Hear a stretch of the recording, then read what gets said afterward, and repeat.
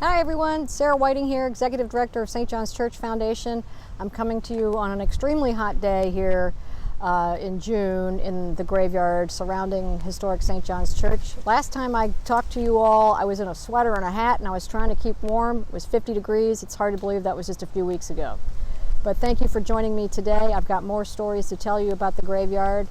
And I want to tell you about a t-shirt we've been selling. We have our official Graveyard Nerd t-shirt that you can find on Bonfire. We'll have the link below. I want to thank everybody who's bought a t-shirt. By buying those t-shirts, you're supporting us now since we're closed because of the COVID-19 pandemic. We aren't open for tours or for reenactments. We don't have any gift shop sales, so we've lost much needed earned income, and on average we get half of our operating budget from earned income. So by buying a t-shirt, you're helping us out. And also you will look good. It's a fabulous t-shirt that says Graveyard Nerd with this wonderful soul effigy. And then, of course, because we're nerds, it says rest in peace in Latin. So check that one out. So this is vlog number 3 for me, and I'm going to continue to tell you stories about the graveyard and reveal some new discoveries. I'm going to piggyback on the last vlog and continue to tell those stories. But for those of you who are joining me now, just a quick catch up. St. John's Church is a National Historic Landmark, and the graveyard that surrounds it dates to 1741 when the church was built. The first burial that we know of was 1747.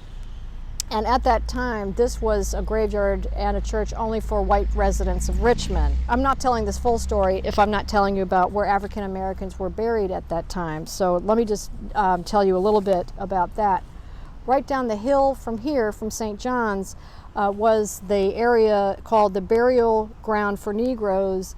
That's the title that was taken from a map of Richmond in 1809. And it was the first designated burial site for enslaved and free African American Richmond residents. And I want to read you a little bit more about that, and I'm going to read from a fabulous website called Richmond Cemeteries. And you can find that at richmondcemeteries.org. Sorry about the breeze here, it's blowing my papers around. But richmondcemeteries.org has a section about the African American burial ground, and it reads, "The burial ground for Negroes as it was titled on the map of the city in 1809 was the first designated spot for the city's enslaved and free residents of African ancestry. Its origins are not documented, but it came into use in relation to the whites-only burial ground around St. John's Church sometime in the 18th century. The burial ground may have begun as late as 1799 when the city purchased an irregular-shaped lot from Philip Turpin on the eastern flank of Shockoe Hill, descending down to Shockoe Creek. It sat roughly north of the modern intersection of 15th and Broad Streets and Interstate 95, and judging from its label on the early map, it appears to have encompassed at least 1.5 acres of ground." So now that gives you a little bit of more history where African Americans were buried around this time when the church began, 1741, and where whites were buried. But again, I encourage you to check out richmondcemeteries.org because there's so much information about other graveyards in Richmond, including Barton Heights, Hollywood Cemetery, Shockoe Hill, Hebrew Cemetery, Oakwood, Richmond National, Riverview, East End, and Evergreen cemeteries and more. It's a great website. But like I said, my goal is to follow up on the stories from the other vlog that I did where we talked about using virginiachronicles.com, which is the Library of Virginia's webpage that has searchable digitized newspapers. And if you remember last time I talked about how I did a search on Richmond burial grounds related to interments at St. John's Church, and I came across that article in January 4th, 1816 that listed all the dead in the city of Richmond buried here at St. John's from January to December. Now, as I said, we had learned from that article that there were 186 people who died in 1815 in the city of Richmond who were buried here. Well, Lee Ball, our amazing volunteer, went to look at our spreadsheet and to look at our records. And well, you're not going to believe this. What we had listed in 1815 for those who were buried here in the graveyard was only 4. 4 people. So we just learned that there are 182 extra people that we didn't know about who are buried here. I mean, this is just so cool. This is huge. But, you know, don't forget, this newspaper doesn't have any names, so we don't know who they are, but it's going to help us when we figure out exactly how many people are buried here. It gives us a better understanding that there are definitely more than what we had assumed. There was always the assumption that there were maybe 1,500 people here. I think now we're really approaching that 3,000 mark, which we also, when we did our ground penetrating radar here, we're coming to the assumption that there were definitely more people than 1,500. But that's another story for another day. So stay with me. So the last time I mentioned looking through the Richmond Enquirer, I also found an article, let's see, October 5th, 1819, that listed those who had died from July through September of 1819. And if you recall, that was 55 people, 2 of which who had died by accidents, and 1 of those was struck by lightning. Guess what? Lee found out who that is. This is just astounding. So here is the proof. Lee found an article, here it is, in the Richmond Enquirer, dated Friday, August 20th, 1819, and it's entitled Lightning and Rain. So let me read the article to you.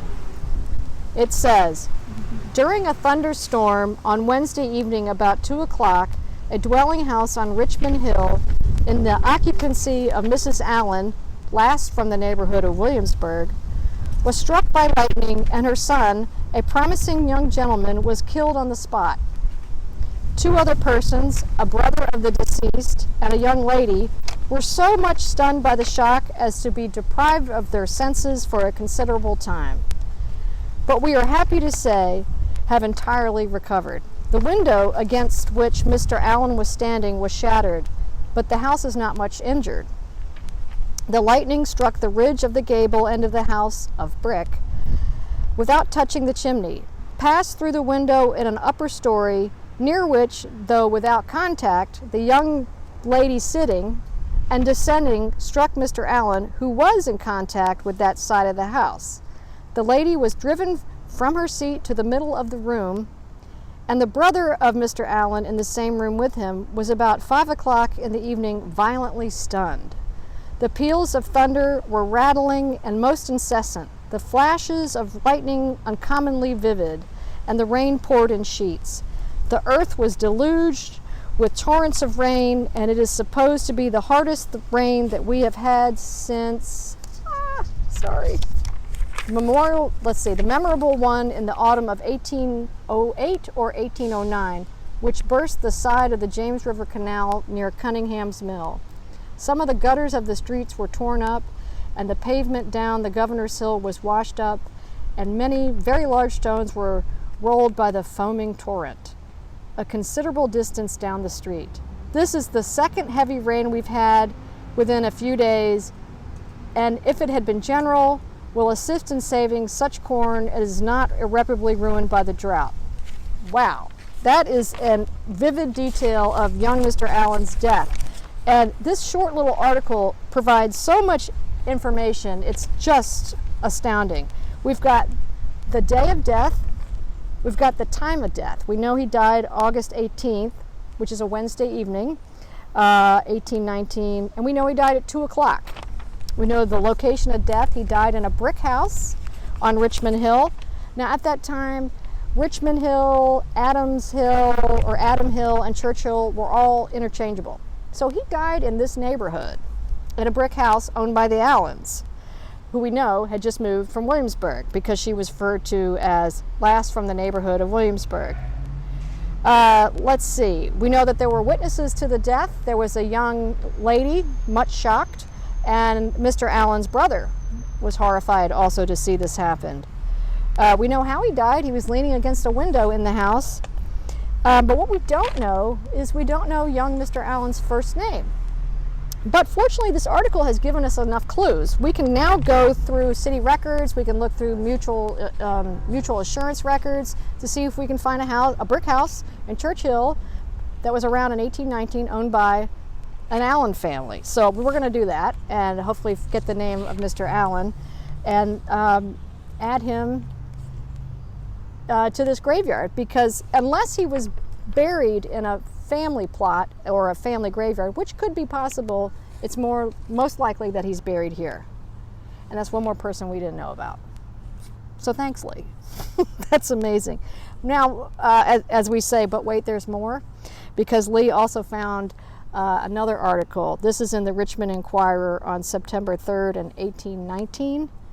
And this one's fascinating. It reads, "We learn with extreme regret that Mr. G.W. Clopper of New York, a youth of 18 and nephew to Major Miller of the Marines, who was on a visit to his friends in this city, fell in a duel on the 24th.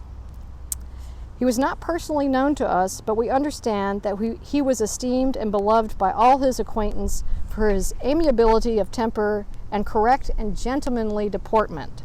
His remains were respectfully interred in the Episcopal burying ground in this city, right here. We forbear any further notice of this lamentable occurrence than to say that public feeling is shocked at the frequency with which duels take place in this vicinity, and that where the arm of government can reach, it is hoped and expected it will be extended to arrest this practice. This is the 4th duel we have heard of within a few days past, though the only one which has terminated fatally." So there's the proof. We have an 18-year-old gentleman named Mr. G.W. Clopper from New York who died of a duel, who's buried here, and I neglected to mention there was no record of him anywhere in our archives, in our records. So Lee gets the credit for this, found another story. I want to do more research on dueling in Richmond. I'm amazed that they mentioned 4 duels within a couple days. That is a whole nother story to tell, and I look forward to seeing if I can give you more information about dueling in Richmond around 1819 and about poor Mr. Clopper. I'm thinking about his poor family. He's down here visiting friends, and he dies here. Was there a marker here for him? Did they ever get to come down and visit him? It's just so many unknowns that I hope we can solve. So rest assured, Lee Ball is still on the case, and we're going to bring you more stories. In fact, if you want to meet Lee Ball, well, almost meet him, but learn more about the research, I've done an interview with Lee, and we're going to have that air this Sunday at 1 o'clock on our Facebook page and on our YouTube page, so you can meet him and learn more about the process and the discoveries he's made. And I think that's all I have for now. That's just 2 amazing stories, 2 people we didn't know about. If you have a family member who's buried here and you'd like to reach out to us to tell us about things you know, we would love to hear from you. And we encourage you to keep up with us on all our social media and also check our website for more information. Thanks for watching. Don't forget to hit thumbs up below, and don't forget to subscribe and hit that notification bell up there so you don't miss any of our future videos. Thanks.